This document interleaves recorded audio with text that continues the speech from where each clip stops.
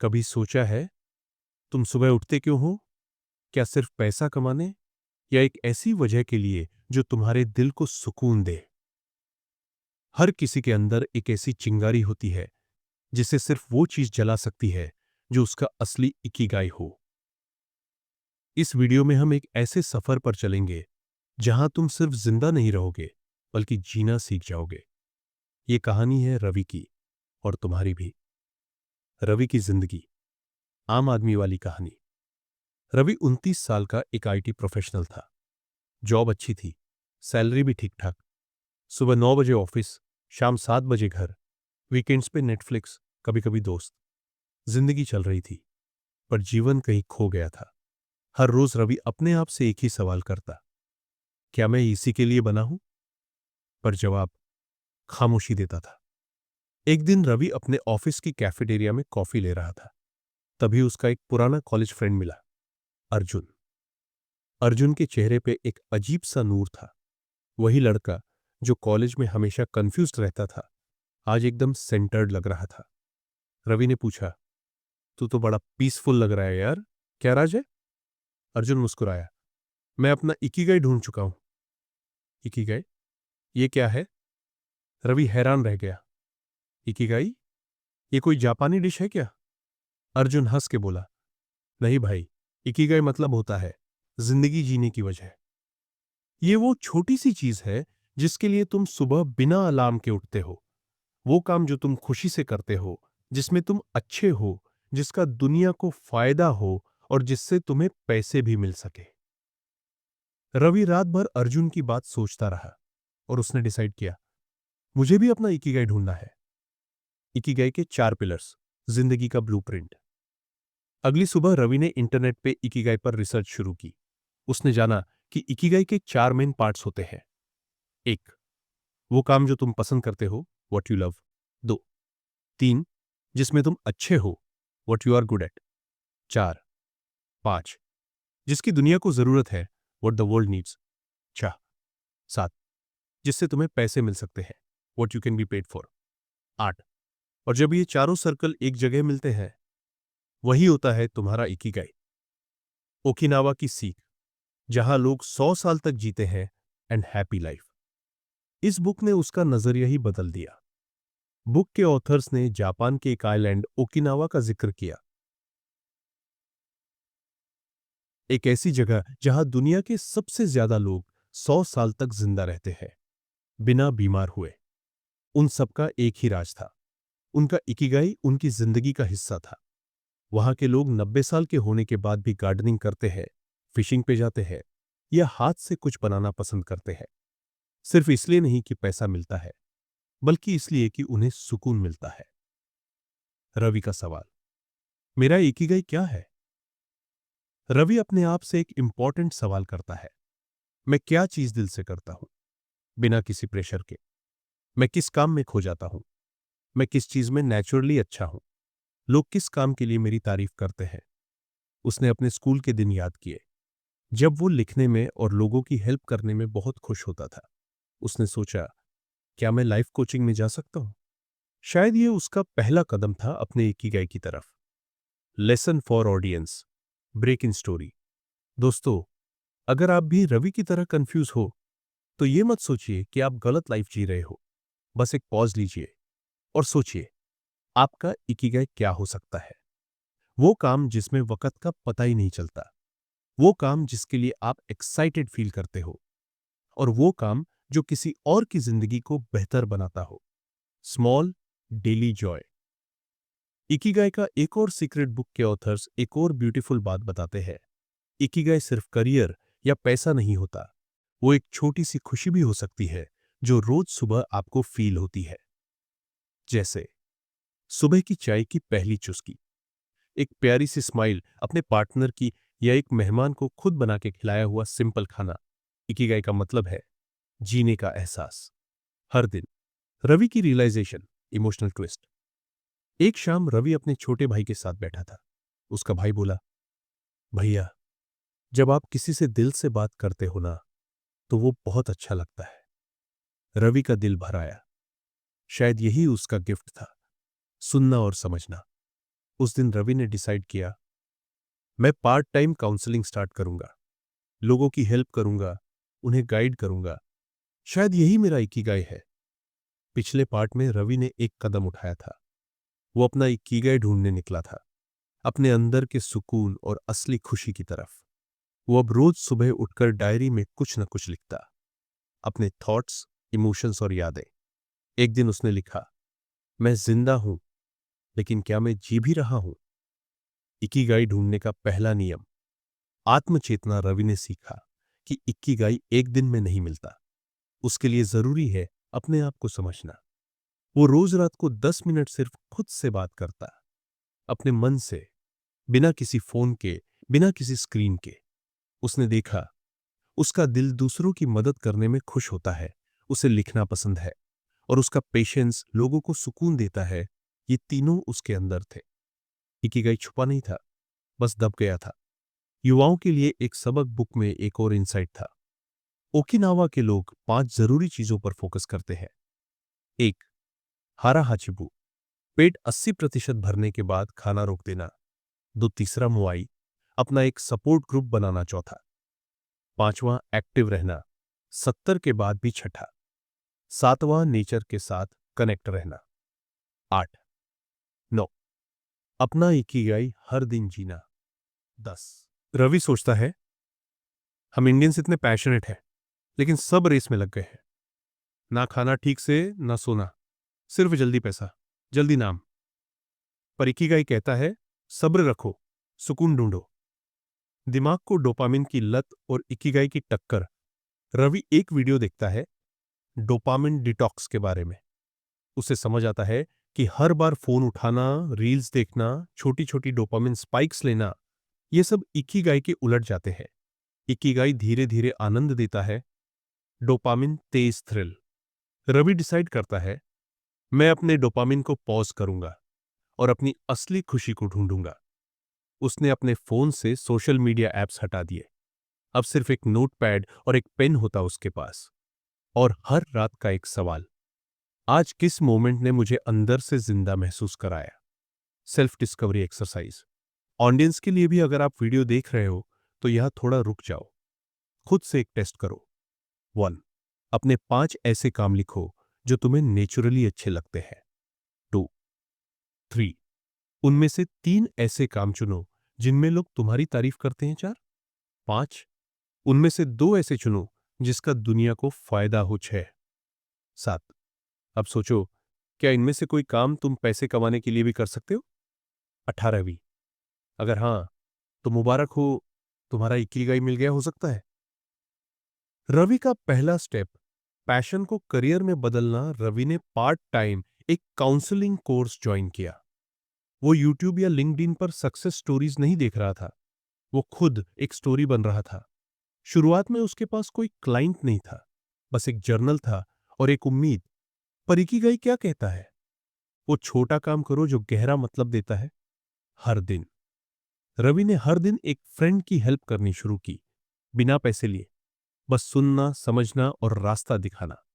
एक और इंसाइट जो रवि ने बुक से समझा, गोल इकिगाई एक दिन पूरा होता है, हर दिन जिया जाता है, भविष्य पर आधारित, वर्तमान पर आधारित अचीवमेंट देता है, फुलफिलमेंट देता है।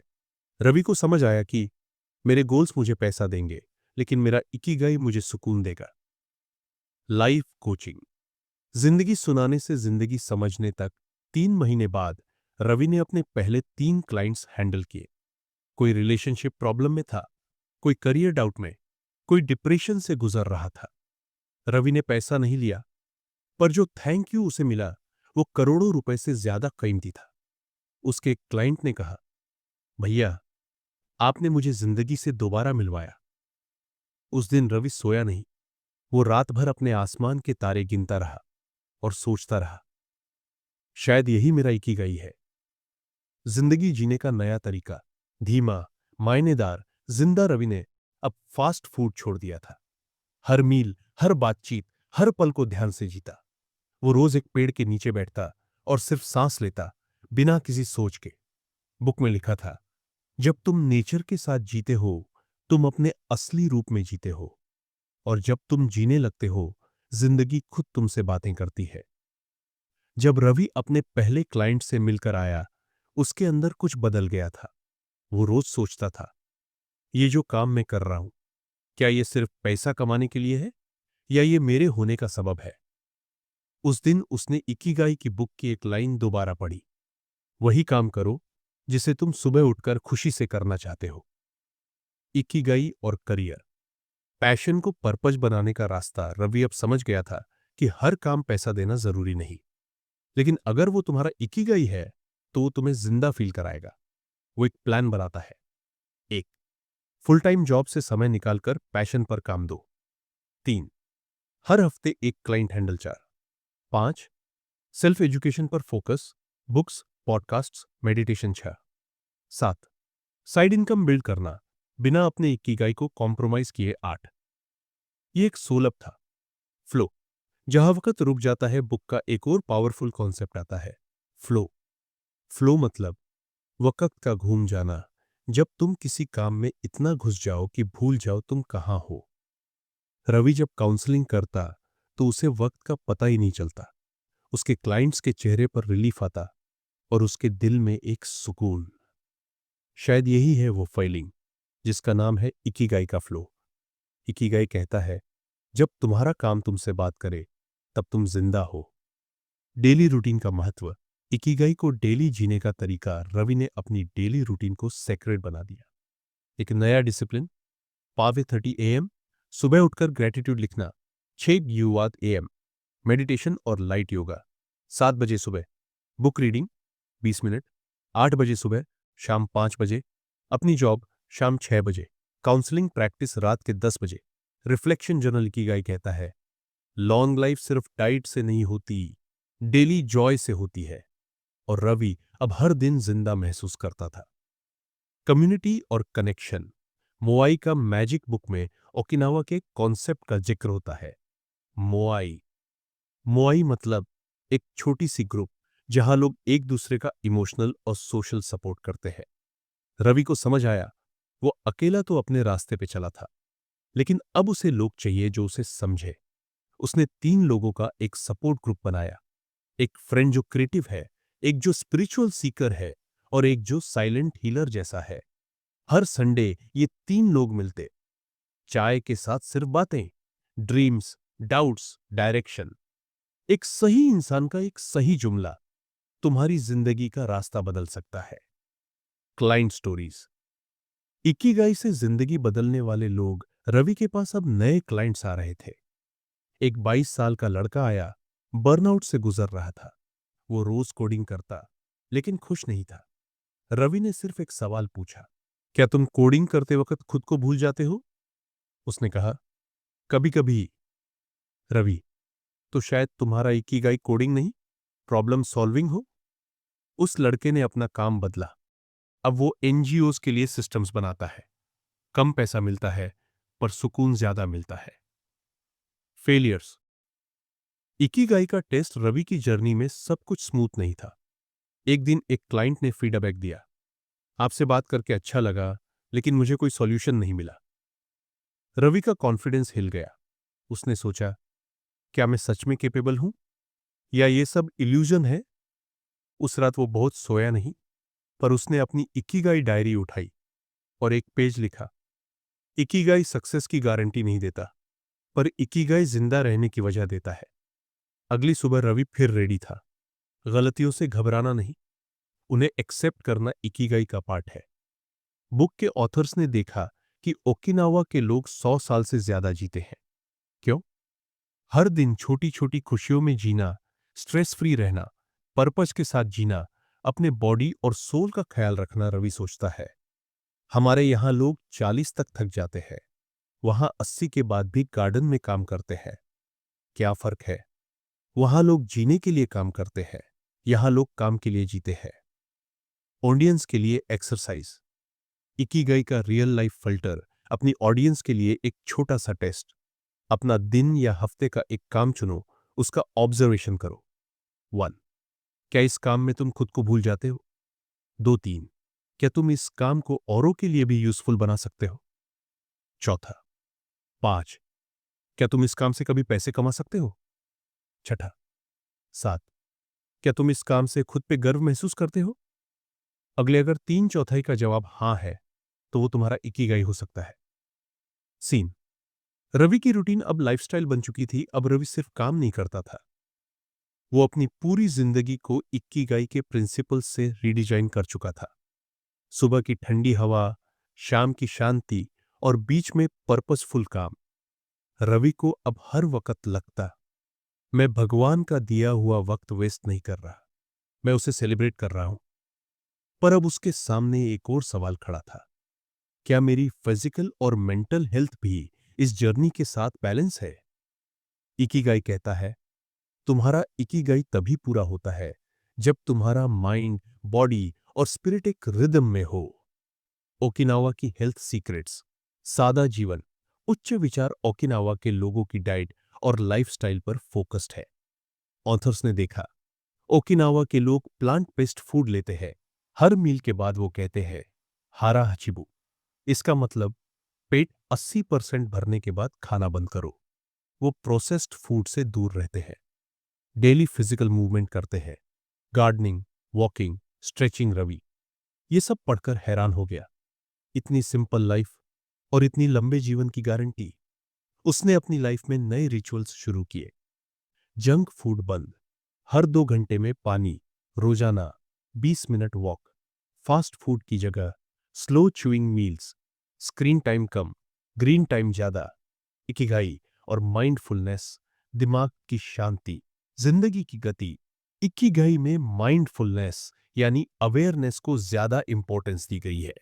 वो कहता है, तुम्हारा माइंड या तो पास्ट में रिग्रेट करता है या फ्यूचर की चिंता में उलझा रहता है, मगर तुम्हारा इकिगाई सिर्फ प्रेजेंट में जीता है। रवि हर सुबह माइंडफुल ब्रीदिंग करता, सांस अंदर एक थॉट, मैं जिंदा हूं, सांस बाहर एक फीलिंग, मैं शुक्रगुजार हूं। वो दिन भर में हर 2 घंटे पर 1 मिनट पॉज लेता, खाली आंखों से आसमान देखता, अपने आप से सिर्फ एक सवाल करता, मैं अभी कैसा महसूस कर रहा हूं। ये छोटी छोटी पॉजेस उसके दिमाग को रीसेट कर देती थी। जब भी नेगेटिव इमोशन आता, वो उसे बस ऑब्जर्व करता, रिएक्ट नहीं। मीनिंगफुल लोनलीनेस, जब अकेलापन भी इकिगाई बन जाए। रवि कभी कभी अकेला पड़ जाता था। वो सोचता, जब सब लोग पार्टीज, सोशल मीडिया और शोर में खुश है, क्या मैं गलत हूं अपने सॉलिट्यूड में? लेकिन इकिगाई कहता है, silence is the space where your ikigai whispers to you. Okinawa के लोग हर रोज थोड़ी देर नेचर के बीच में टाइम बिताते हैं, ज्यादा बात नहीं, ज्यादा सुनना। रवि भी अपने रूम के कोने में एक छोटी सी इकिगाई कॉर्नर बनाता है। एक दिया, एक शब्द, शांति, अपनी फेवरेट बुक हुआ और एक नोटबुक जिसमें सिर्फ ग्रेटिट्यूड लिखता है। उसने सीख लिया, सबसे गहरी बातें खामोशी में होती है। प्रोग्रेस का नशा, इकिगाई का इंजन। इकिगाई सिर्फ पीस और सुकून नहीं, वो प्रोग्रेस का इंजन भी है। बुक कहती है, हर दिन थोड़ा बेहतर बनो, बस 1%। रवि ने अपना पर्सनल डेवलपमेंट ट्रैक करना स्टार्ट किया। हर वीक एक छोटी स्किल सीखना, हर क्लाइंट सेशन के बाद सेल्फ रिव्यू, हर संडे एक सवाल का जवाब लिखना, मैं इस हफ्ते किस चीज में ग्रो हुआ। उसने देखा, लोग सक्सेस को डेस्टिनेशन समझते हैं, लेकिन इकिगाई सक्सेस को डेली इंप्रूवमेंट बोलता है। वो कोट याद आया, success is not an event, it's a process, one fulfilled day at a time. Mental health, दिमाग का डिटॉक्स करना सीखा। इकिगाई बुक में यह बात हाईलाइट की गई है कि स्ट्रेस और मेंटल टेंशन जिंदगी छोटी कर देते हैं। रवि ने अपनी लाइफ में कुछ मेंटल डिटॉक्स रूल्स बनाए। 1, no screen 30 minutes before sleep. 3, हर हफ्ते एक डोपामिन डिटॉक्स डे। शाहर 5वां मेडिटेशन के साथ जर्नलिंग कंपलसरी। छठा, 7वां नेगेटिव लोगों से डिस्टेंस बिना गिल्ट के। 8वां 9वां, हर रात अपने दिमाग को थैंक यू बोलना। 10, रवि ने एक छोटी चीज लिखी अपनी डायरी में, मैं अपने दिमाग का मालिक हूं, नौकर नहीं। और यही थॉट उसकी मेंटल हेल्थ को रिब्यूट कर गया। ओकिनावा के 90 साल के लोगों का इकिगाई ऑथर्स ने 90 साल के लोगों से पूछा, आप इतने फिट और खुश कैसे हो? उनका जवाब सिंपल था, हर दिन कुछ मीनिंगफुल करना, दूसरों के काम आना, रूटीन बनाए रखना, अपने माइंड को शांत रखना, कभी भी रिटायर नहीं होना। रवि ने सोचा, इंडिया में लोग 60 के बाद बोर हो जाते हैं, पर यहां के बुजुर्ग लोग 90 के बाद भी गार्डन में काम करते हैं। वो डिसाइड करता है, मैं कभी रिटायर नहीं होऊंगा, बस फॉर्म चेंज होगा, पर पर्पस नहीं। रियलाइजेशन। रवि की लाइफ अब सर्कल में चलती थी, इकिगाई के सर्कल के 4 elements. 1. What you love, passion. 2. 3. What you are good at, profession. 4. 5. What the world needs, mission. 6. 7. What you can be paid for, vocation. 8. Ravi की जर्नी अब फुल सर्कल थी। वो काउंसलिंग करता, उसे प्यार था, वो स्किलफुल था, लोगों को जरूरत थी, और अब पैसा भी आ रहा था। उसने डायरी में लिखा, मैं अब जी रहा हूं अपने होने की पूरी वजह के साथ। ऑडियंस के लिए थॉट प्रोवोकिंग एक्सरसाइज। अगर आप ये वीडियो देख रहे हो तो ये करो, अपने पास्ट को देखो, कौन सी चीज तुम्हारा दिल खुश करती थी। अपने प्रेजेंट को देखो, कौन सा काम तुम्हारे अंदर से एनर्जी निकालता है। अपने फ्यूचर को इमेजिन करो, तुम किस चीज के लिए याद रहना चाहते हो। अगर ये तीनों आंसर मिल गए तो तुम अपने इकिगाई के रास्ते पर हो। रवि और उसकी जिंदगी का नया उजाला। रवि के लिए अब जिंदगी सिर्फ मॉर्निंग रूटीन, वर्क और इवनिंग वॉक तक सीमित नहीं थी। उसके हर दिन में पर्पज का रंग था। लोग उससे मिलते तो कहते, भाई तू इतना काम, इतना कंपोस्ट कैसे है? तेरे अंदर कोई अजीब सी रोशनी है। रवि सिर्फ मुस्कुराता और सोचता, ये रोशनी इकिगाई की है, जो मुझे हर दिन जगाता है, चलाता है और सुलाता है। पर क्या हर किसी को इकिगाई मिलता है? क्या हर कोई अपने होने की वजह ढूंढ सकता है? इकिगाई पाना एक प्रोसेस है, डेस्टिनेशन नहीं। इकिगाई बुक के ऑथर्स ने क्लियरली बताया, इकिगाई एक छुपी हुई खोज नहीं, ये एक इवॉल्विंग प्रोसेस है, हर दिन बदलने वाला। रवि को भी शुरू में लगा था कि उसका इकिगाई उसके प्रोफेशन में छिपा है, लेकिन धीरे धीरे उसने समझा, इकिगाई एक फीलिंग है, एक एनर्जी है। वो कभी सिर्फ एक काम नहीं होती, वो तुम्हारी वैल्यूज, तुम्हारी खुशी और तुम्हारा असर, सबका कॉम्बिनेशन होती है। वो कोट उसे याद आया, purpose is not something you find, it's something you build, one day at a time. Ravi का इम्पैक्ट। इकिगाई से दुनिया में रंग भरना। रवि अब काउंसलिंग के साथ साथ फ्री वर्कशॉप्स भी करता था। अंडर प्रिविलेज्ड यूथ के लिए मोटिवेशन टॉक्स, रिटायर्ड लोगों के लिए पर्पस डिस्कवरी सेशंस, टीनेजर्स के लिए सोशल मीडिया डिटॉक्स क्लासेस। उसने रियलाइज किया, मेरा इकिगाई सिर्फ मेरी खुशी नहीं, बल्कि दूसरों की जिंदगी में रोशनी लाना भी है। एक बार एक 65 साल के अंकल ने उससे कहा, बेटा, तुम्हारी वजह से मैंने 20 साल बाद हारमोनियम उठाया है। रवि की आंखों में आंसू आ गए। उसने समझा, मैं सही रास्ते पर हूं। लाइफ साइकिल्स और इकिगाई इकिगाई बुक ये भी कहती है, जिंदगी में अलग अलग स्टेजेस होते हैं, हर स्टेज का अपना इकिगाई होता है। रवि ने अपने आप से पूछा, जब मैं स्टूडेंट था, मेरा इकिगाई लर्निंग था। जब मैं प्रोफेशनल बना, मेरा इकिगाई सर्विस था। अब मेरा इकिगाई इम्पैक्ट है, वो समझ गया। इकिगाई स्टैटिक नहीं होता, वो इवॉल्व होता है जैसे जैसे तुम बदलते हो। इकिगाई और लाइफ लॉन्ग लर्निंग बुक का एक कोर कॉन्सेप्ट था, लाइफ लॉन्ग लर्निंग, जिंदगी भर सीखना। ओकिनावा के एक बुजुर्ग ने कहा, मैं रोज कुछ ना कुछ नया सीखता हूं, इसलिए मेरी जिंदगी कभी पुरानी नहीं होती।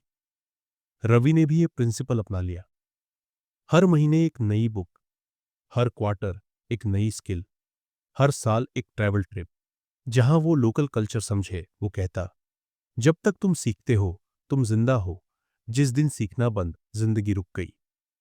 इकिगाई।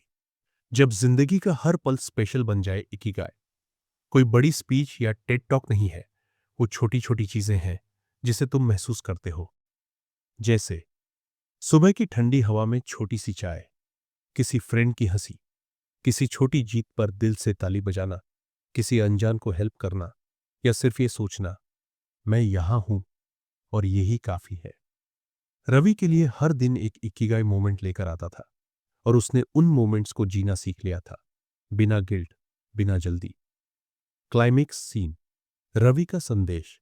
दुनिया के नाम। एक दिन रवि ने अपने जर्नल में लिखा, अगर मैं कल मर गया तो क्या मैं कह सकता हूं कि मैं जी चुका हूं? उसका जवाब था हाँ। वो कहना चाहता था दुनिया से, तुम सबको अपना इकिगाई जरूर ढूंढना चाहिए, क्योंकि जिंदगी बिना वजह के बस सांस है, जिंदगी नहीं। उसने एक फाइनल मैसेज लिखा। रवि का फाइनल मैसेज, तुम्हारे लिए जिंदगी छोटी नहीं होती, हम उसे छोटी सोच से जीते हैं। तुम्हारा इकिगाई तुम्हारे अंदर ही है, तुम्हारे पैशंस, तुम्हारी खुशियों, तुम्हारे असर में।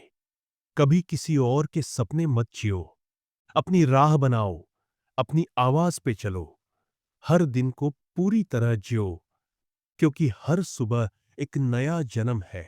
अपने दिल से एक सवाल करो, मैं किस वजह से हर सुबह उठता हूं? अगर जवाब नहीं आता तो घबराओ मत, बस छोटी छोटी खुशियों का पीछा करो, अपने अंदर झांको, लोगों के काम आओ। तुम्हारा इकिगाई तुम्हें खुद मिल जाएगा। अगर आपको लगा कि इस कहानी ने आपके दिल को छू लिया, तो सोचिए, हम आपके लिए हर हफ्ते ऐसी कितनी कहानियां लाते हैं। बस एक छोटी सी उंगली की मूवमेंट, और आप हमारे सफर का हिस्सा बन जाओगे। सब्सक्राइब करके इस जर्नी में जुड़ जाओ।